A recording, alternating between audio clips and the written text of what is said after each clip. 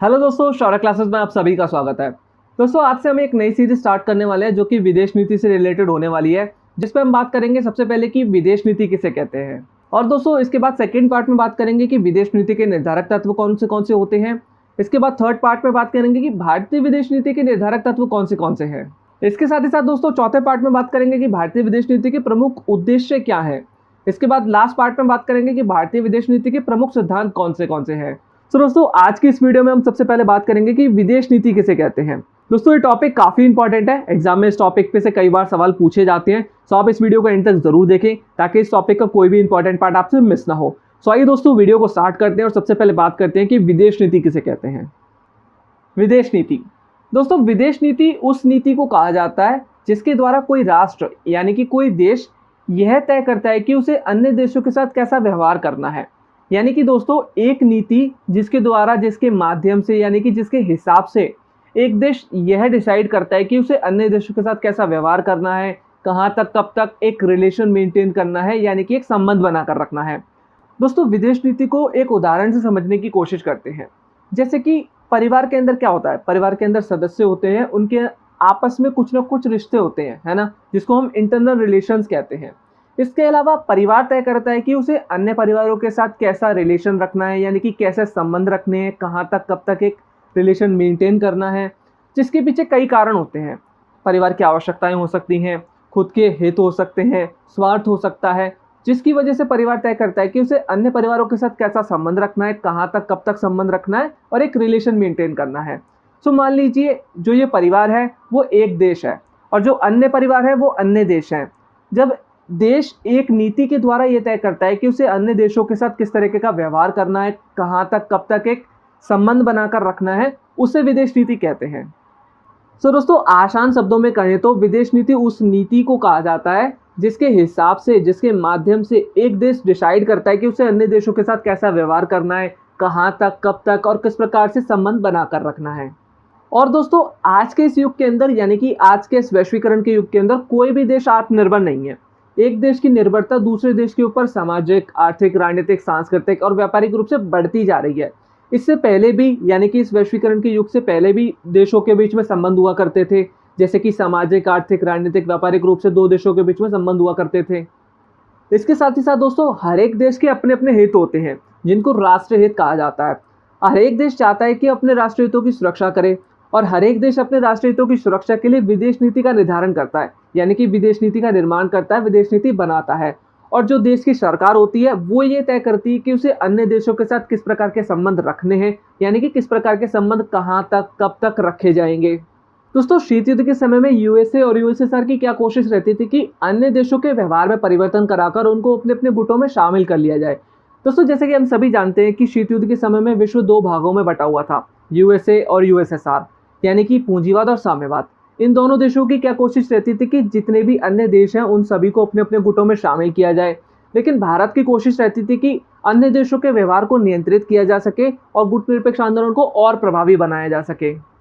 इसके बाद दोस्तों, हर एक देश के अपने अपने कुछ ना कुछ उद्देश्य होते हैं जिनको पूरा करने के लिए वो दूसरे देशों के व्यवहार में परिवर्तन कराने की कोशिश करता है, जिसको हम विदेश नीति कहते हैं। दोस्तों, जैसे कि मैंने आपको स्टार्टिंग के पॉइंट में बताया कि हर एक देश के अपने राष्ट्रीय हित होते हैं जिनकी सुरक्षा के लिए वो विदेश नीति का निर्धारण करते हैं, यानी कि विदेश नीति बनाते हैं। ठीक उसी तरीके से हर एक देश के अपने उद्देश्य होते हैं, उनको पूरा करने के लिए वो अन्य देशों के व्यवहार में परिवर्तन कराने की कोशिश करते हैं और वो विदेश नीति के माध्यम से करते हैं। यानी कि अन्य देशों के व्यवहार में परिवर्तन कराने की कोशिश करना, जिस नीति के द्वारा हम करते हैं उसे विदेश नीति कहते हैं। और दोस्तों, उद्देश्यों को प्राप्त करने का जो ये कार्य है, यानी कि जो ये काम है, वो शक्ति से, यानी कि पावर से किया जा सकता है।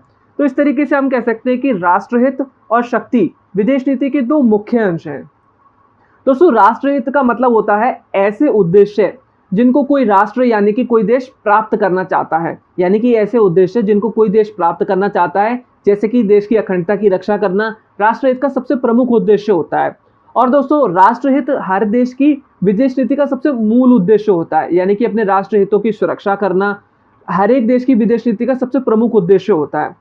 इसके साथ ही साथ दोस्तों, हर एक देश की, यानी कि किसी भी देश की सरकार राष्ट्रहित के विरुद्ध जाकर, यानी कि उसके खिलाफ जाकर कार्य करने की कोशिश तथा साहस नहीं कर सकती।